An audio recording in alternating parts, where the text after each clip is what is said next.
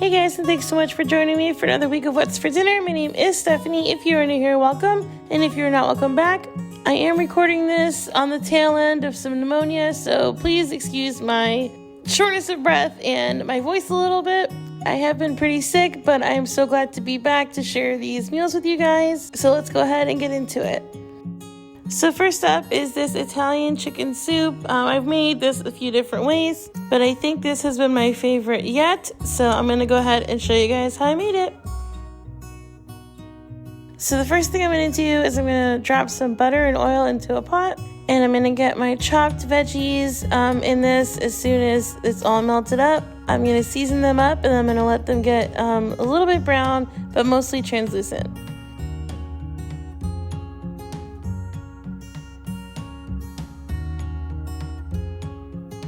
So you can use whatever kind of onion and pepper you want. This is just what I had on hand. So I'm just going to go ahead and get that all in the butter and oil and add my seasonings.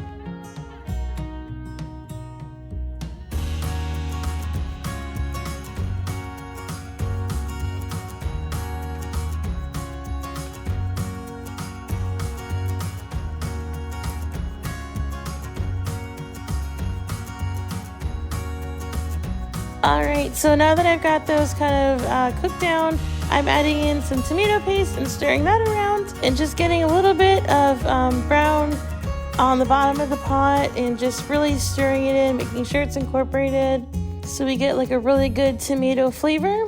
And then I'm going to add in a little bit of my broth. I don't know what happened. I didn't turn the camera on. But yeah, so I added in just a little bit of broth to loosen it up. And now I'm going to continuously stir and add the broth in while getting the brown bits up off the bottom of the pan. And you're going to see it turns into this gorgeous stock. You guys are going to be like, oh my gosh, oh, look how beautiful, I love it. So I'm going to go ahead and keep that stirring around and let that come up to a boil. I'm going to add the rest of my ingredients here. So I've got some canned tomatoes. These are the fire roasted tomatoes. I probably wouldn't do that again because I don't like the black flecks in there. So yeah, definitely wasn't a fan of that. But anyway, so I let that come to a boil and I dropped in my pasta. I'm using shredded rotisserie chicken in this, so I'm just going to go ahead and wait to the end to add that in. But I'm going to let that pasta cook up in the soup here.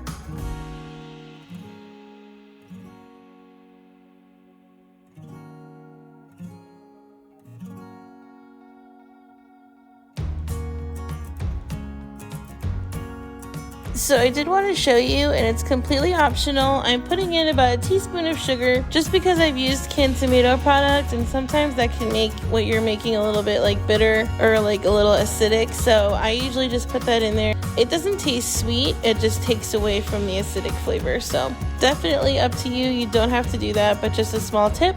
But like I said, if you're not into it, no problem.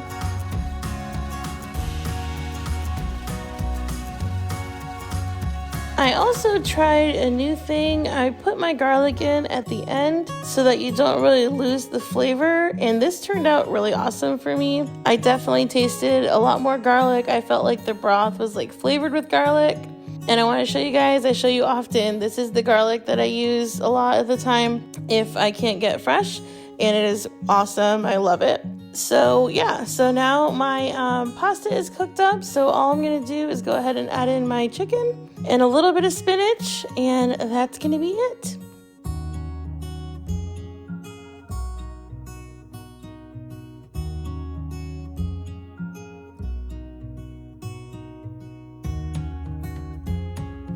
I actually lied, I forgot to show you guys that I put cream in this as well. Not a lot, just a little bit, just a little kiss of cream to make it a little more special.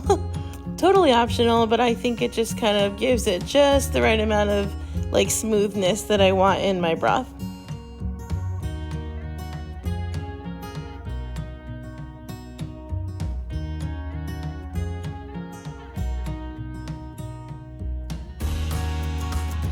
So just for serving, I put a little bit of dried parsley on top, and I also added in some Parmesan Reggiano cheese. You could of course just use regular Kraft Parmesan cheese, but I happen to have these on hand, so that's what I just put over the top, and it looked really pretty. And it was super delicious. This was very, very easy. The flavor was amazing. I definitely recommend making this, especially now that it's getting cold out. It was fabulous.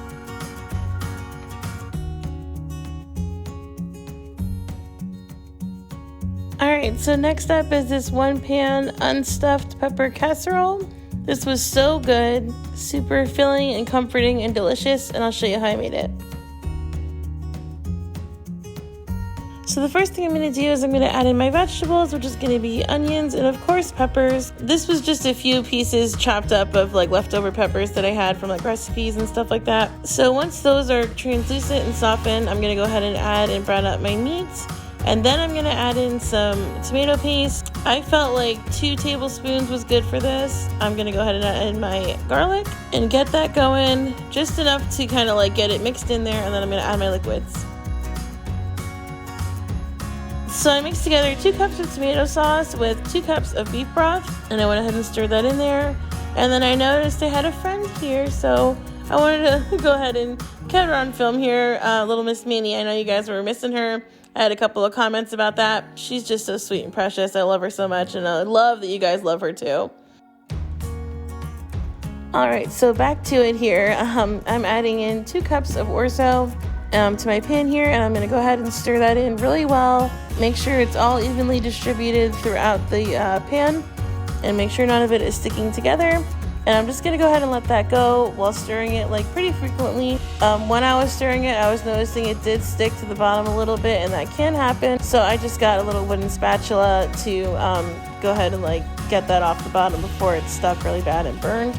I noticed that my orzo wasn't all the way cooked yet, and the liquid was almost gone in my pan, so I just went ahead and added another cup of water, and you can definitely add more as needed, just like I did.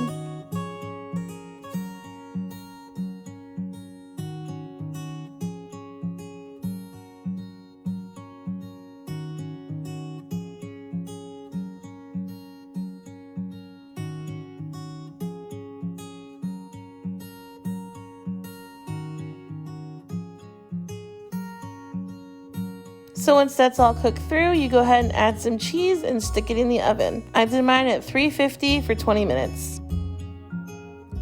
Oh man, you guys, this was so delicious and like cheesy and yummy and stuffed peppery. Like this had all the stuffed pepper vibes with like literally half the work, and we loved it so much. I've made something similar to this before, and it was really good as well, but this one was like firing on all cylinders. I just absolutely loved it. And the leftovers the next day were even better.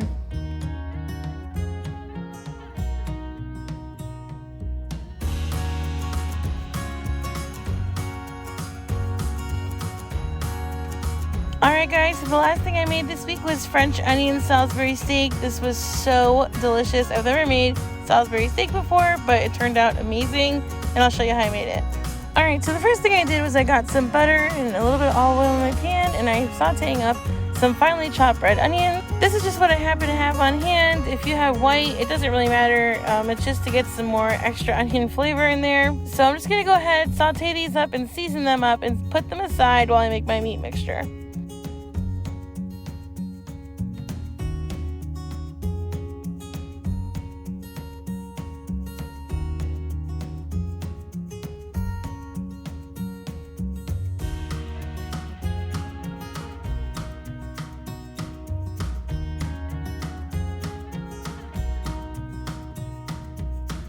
Alright, so I'm going to go ahead and put my onion and garlic in with my meat. I let it cool for a little bit so it doesn't cook the meat. I'm also adding in my breadcrumbs and any extra seasoning. I'm going to mix that up really good, score it in quarters, and then make my little patties out of it.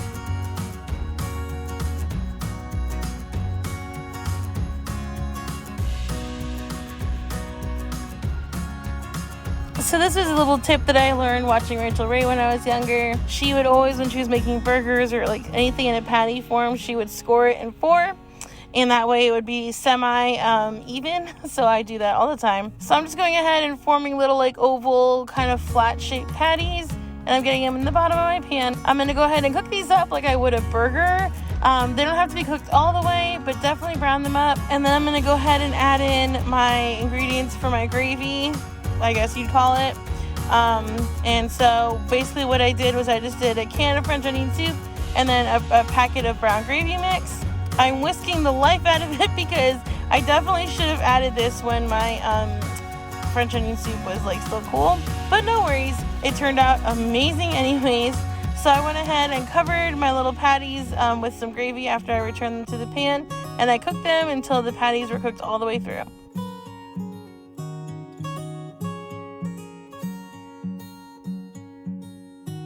So what I was going to do is just serve these up with some mashed potatoes. So once those were looking nice and done, I went ahead and covered them with a little bit of mozzarella cheese just to give it that like cheesy French onion feel. And I went ahead and put the top on this and let it melt, and that was it.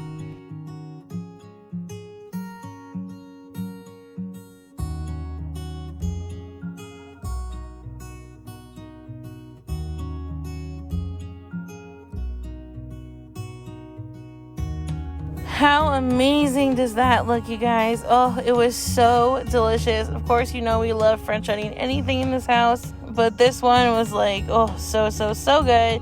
Super comforting on a cool, like cold night. It filled us up and it kept us warm, and it was just absolutely delightful. Fun, like fresh, like onion, like French onion flavor, and still like super good, like down home comfort food flavor. Definitely try this one.